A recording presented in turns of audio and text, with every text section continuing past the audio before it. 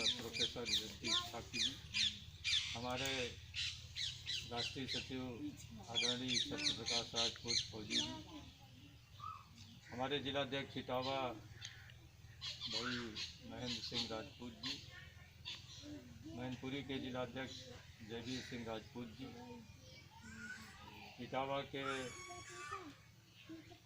जिलाध्यक्ष सम्यक युवा सभा के ऋषि ठाकुर जी और हमारे जिला के महासचिव शर्मा जी और कुशवाहा जी, उदयवीर कुशवाहा जी ना, उदयवीर कुशवाहा जी, अब भी जिला उपाध्यक्ष, और विनीता लग रही है कौन?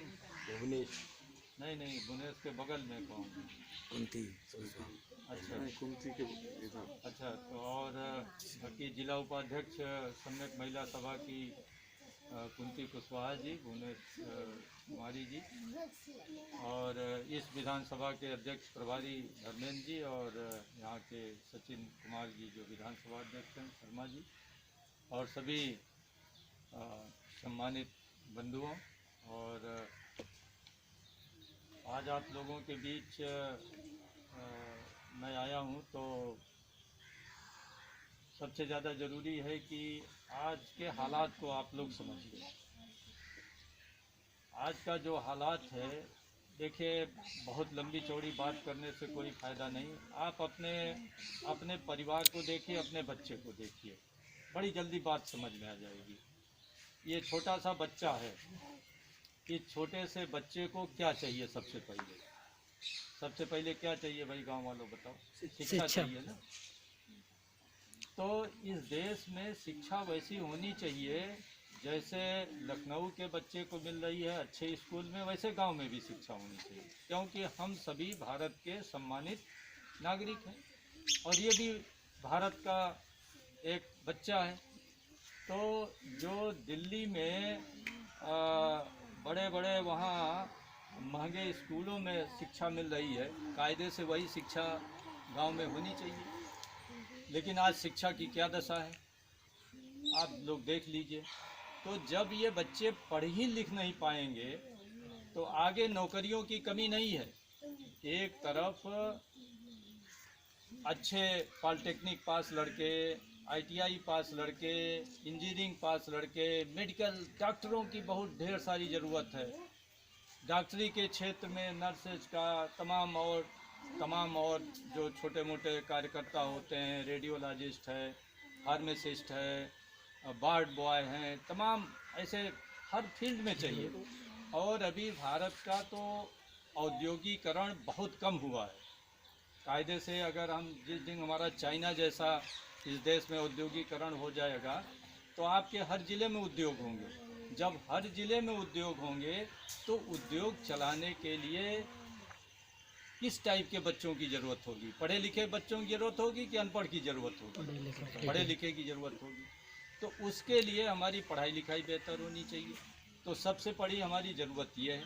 दूसरी ज़रूरत ये है गांव में कि अगर आदमी बीमार हो जाए तो अस्पताल में चला जाए, बिना किसी परिचय के, बिना सिफारिश के, बिना घूस के उसका एक अच्छे ढंग से इलाज हो जाए। भाई कोई आदमी ज़बरदस्ती तो बीमार होगा नहीं, हाँ, कोई ज़बरदस्ती तो पेट का ऑपरेशन कराएगा नहीं, उसको समस्या होगी तभी इलाज कराएगा, तो उसका इलाज हो जाए। तीसरी जो सबसे बड़ी चीज़ है कि बेटा है चुप रहो, शांति रहो। तीसरी जो सबसे बड़ी चीज़ है कि हर हाथ को जो सक्षम हो गया है काम करने लायक, हर व्यक्ति को रोज़गार मिलना चाहिए। क्योंकि अगर आपके पास रोज़गार नहीं होगा, जैसे हम लोग तो गांव देहात के लोग हैं, खेती पर काफ़ी लोग निर्भर हैं। आज भी लगभग 60% आबादी हमारे गांव देश की सिर्फ खेती पर निर्भर है। 60% लोग खेती पर निर्भर हैं, लेकिन वो परिवार 60% ऐसे हैं कि उनका रोजी रोटी उससे चल रहा है। लेकिन उसी 60% परिवार में भी हर परिवार में 2-2, 3-3, 4-4 बच्चे ऐसे हैं जो सिर्फ घर में बैठ कर के मगजमारी कर रहे हैं। यानी वो BA MA कर लिए हैं, न BA MA वाली नौकरी मिल पा रही है उनको, अब वो चूँकि BA MA कर लिए हैं, तो न गन्ना काट सकते हैं, न धान कर सकते हैं, न खेती कर सकते हैं, न सब्जी उगा सकते हैं, न बकरी पालन कर सकते हैं, न भैंस पालन कर सकते हैं, न गाय पालन कर सकते हैं, न मुर्गी पालन कर सकते हैं, कोई छोटे मोटे वो व्यवसाय भी नहीं कर सकते। तो तमाम बेरोजगारी इस ढंग से पनप रही है। और जब एक आदमी कमाने वाला होगा और 10 खाने वाले होंगे तो क्या होगा? बेरोजगारी की हालत और आय की हालत और ख़राब होती जाएगी कि नहीं ख़राब होती जाएगी। तो गांव में, पूरे देश में सबसे पहले हमें बेहतर शिक्षा चाहिए कि ये हमारे जो बच्चे हैं, अखिल जैसा मैंने कहा, ये भी तो सभी भारत के लोग हैं।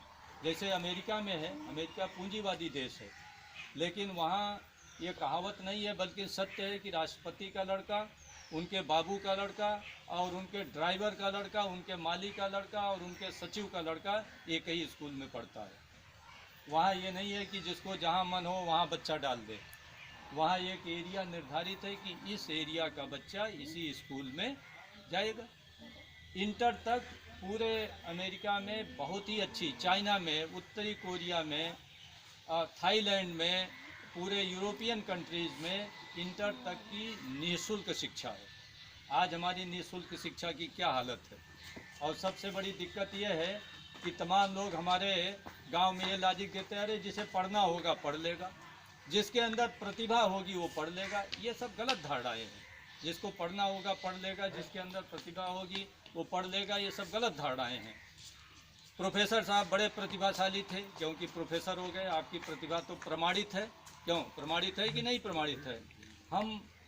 हम तपेंद्र प्रसाद, मैं डिप्टी कलेक्टर हो गया, फिर IAS हो गया, मेरी भी प्रतिभा प्रमाणित है। अब आप ये कहेंगे चूंकि मैं प्रतिभाशाली था इसलिए पढ़ लिया, गलत बात। मैं प्रतिभाशाली या प्रोफेसर साहब प्रतिभा इसलिए नहीं पढ़ लिए, ये इसलिए पढ़ लिए कि जिस समय ये पैदा हुए थे उस समय इनके गांव की प्राइमरी एजुकेशन अच्छी थी, इसलिए पढ़ लिए।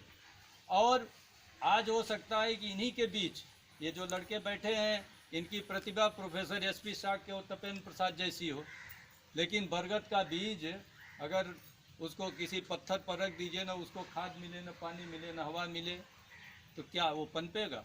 नहीं पनपेगा। तो ये सब बकवास की चीज़ें हैं कि जिसको पढ़ना होगा पढ़ लेगा, जिसके अंदर योग्यता होगी पढ़ लेगा। भाई गरीब का लड़का कहाँ से पढ़ लेगा? तमाम प्रतिभाशाली लड़के हैं जिनकी प्रतिभा नष्ट हो रही है। और इस देश में, जैसा कि अभी हमारे राष्ट्रीय सचिव जी ने बताया कि 15-85 का पूरा संघर्ष है। अगर हम 85% लोगों को वही पढ़ने की सुविधा हो जो 15% लोगों को है, तो क्या हम 85% लोग अयोग्य हैं क्या, मूर्ख हैं क्या, या हम लोगों में IQ नहीं है? और हमको आरक्षण की भी ज़रूरत पड़ती क्या भाई बताओ? नहीं पड़ती ना। अगर हमको वही शिक्षा मिल जाए और ईमानदारी से हर जगह परीक्षा हो तो हमको आरक्षण की कोई ज़रूरत आज न पड़ती। तो सबसे पहली चीज़ तो हमें बेहतर शिक्षा होनी चाहिए। दूसरा, स्वास्थ्य सेवाएं, रोज़गार की व्यवस्था होनी चाहिए, किसानों की दशा सुधरनी चाहिए। अभी देखिए एक बहुत बड़ा बवाल मचा हुआ है। हमने अभी पार्टी हमारे किसानों के समर्थन में खड़ी है, लेकिन चूँकि इतना बड़ा संगठन नहीं है कि हम सड़क पर उतरकर धरना प्रदर्शन कर सके, लेकिन उन किसानों के साथ हमारी हमदर्दी है। अब इन्होंने क्या अभी मैं इसी में BJP का घोषणा पत्र पढ़ा। अभी भाई साहब से रास्ते में हम डिस्कस करते चले आ रहे थे। उनके घोषणा पत्र में है कि हम 2022 तक किसानों की आय दूनी कर देंगे। यानी अगर किसान इस समय 10,000 कमा रहा है तो 2022 में 20,000। अब कैसे कमाने लगेगा पता नहीं, फर्जी बातें हैं। अब मोदी जी तो फर्जी बात बोलने में माहिर हैं। जब वो आए थे तो कहे थे कि हम हर आदमी के खाते में कितना डालेंगे भाई? हैं? 15 लाख रुपए। कई रुपए आया? 15 नए पैसे आए कि नहीं आए? वो भी नहीं आए। उसमें से भी कट रहे लोग, उसमें भी कट रहे हैं। वो न्यूनतम कि इतना पैसा आपके खाते में होना चाहिए, नहीं है, इसलिए कटे चले जा रहे हैं।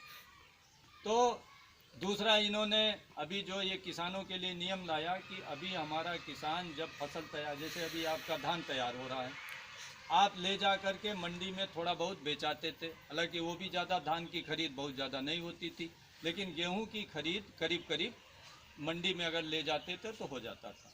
इन लोगों ने क्या किया कि अब मंडी ही कहा कि अब सेठ जी आएंगे और सेठ जी के चारों तरफ एजेंट फैलेंगे।